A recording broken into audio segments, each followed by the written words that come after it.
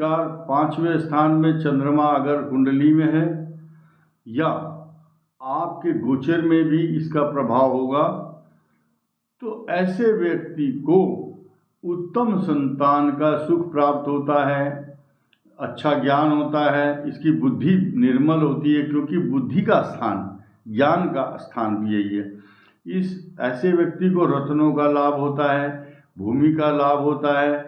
ऐसे व्यक्ति को व्यापार से ब्याज पर रुपया पैसा उधार देने से, यानी कि फाइनेंस का काम भी करेगा, और भी रिसोर्सेज ऑफ इनकम कई प्रकार के होते हैं। ऐसा व्यक्ति बहुत धनवान हो जाता है।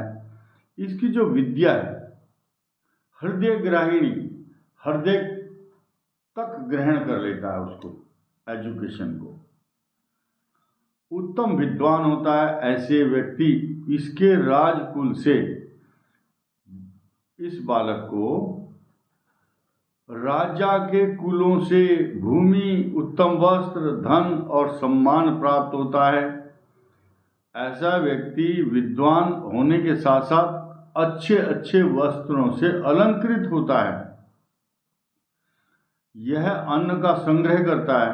इसके जो पुत्र होते हैं और मित्र बहुत सुशील, तेजस्वी होगा, और ऐसा बच्चा मेधावी होगा, विद्या में कुशाग्र बुद्धि, ज्ञानी, और जब पढ़ता है तो एकदम उसकी सारी बातें याद हो जाती, कंठस्थ होती हैं। इसकी संतान उत्तम कोटि की होती है। ऐसे व्यक्ति सत्यवक्ता, प्रसन्न मन, पुत्र से युक्त, धन युक्त, बुद्धि युक्त और इंद्रियों का दमन करने वाले, अपनी इंद्रियों पर कंट्रोल करने वाले, और सब विधि से वस्तुओं का संग्रह कर लेते हैं। कई प्रकार की पुस्तकें, धन, वैभव सब इकट्ठा कर लेते हैं।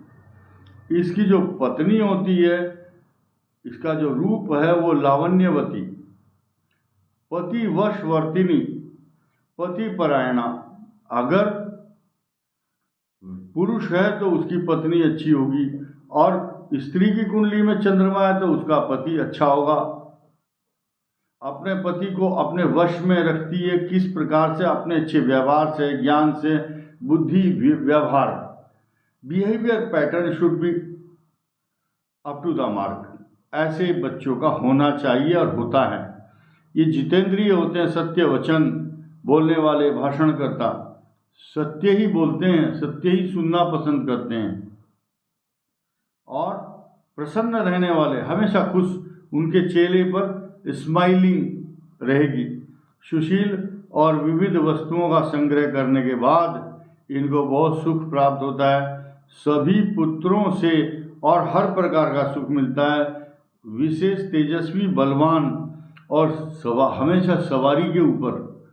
ऐसे व्यक्ति कार या मोटरसाइकिल पर, वाहन पर बैठे हुए दिखाई देते हैं।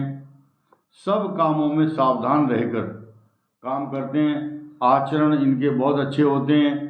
इनको जो स्त्री देवता हैं, यानी कि फीमेल गॉड, जैसे माँ दुर्गा, चंडी, माँ काली, इनकी उपासना करना शुभ होता है, और मनोवांछित पदार्थ की प्राप्ति कर लेते हैं। ऐसे व्यक्ति दूध देने वाले जो पशु हैं, गाय, भैंस, तो दूध देने वाले पशुओं का लाभ इनको ज़्यादा होता है, क्योंकि ये अगर दूध का व्यापार भी करते हैं, दूध का बिजनेस करेंगे तो लाभ होगा। इनका स्वभाव चिंता करने वाला होता है, इमोशनल, हाइपर सेंसिटिव, सेंटिमेंटल, भावुक प्रवृत्ति के होते हैं। किसी के भी दुख को सुन करके इनके मन, आंखों में आंसू आ जाते हैं। ऐसे व्यक्ति धैर्यवान, शील युक्त, धनी, सुंदर चित्त वाला, हष्ट पुष्ट देह वाला, इनका जो घर बार है बहुत अच्छा होता है।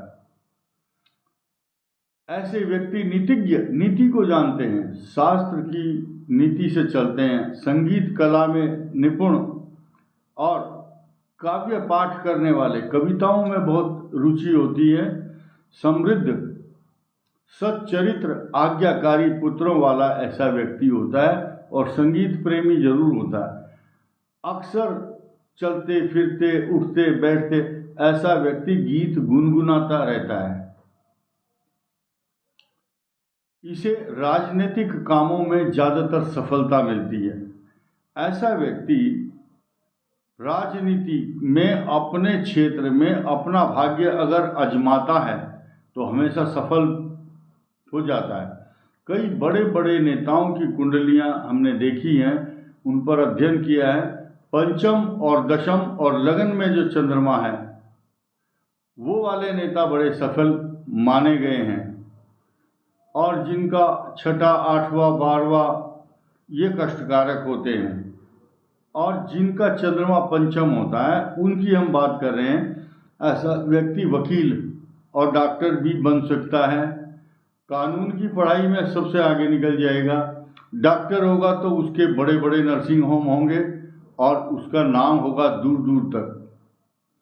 अक्सर देखने में आया है कि एजुकेशन में कुछ प्रॉब्लम जरूर आती है, शिक्षा प्राप्त करने में कुछ बाधाएं आती हैं, अंततोगत्वा वे सफलता प्राप्त कर लेते हैं। ऐसे व्यक्ति बहुत कम बोलते हैं लेकिन काम करने में परिश्रमी होते हैं।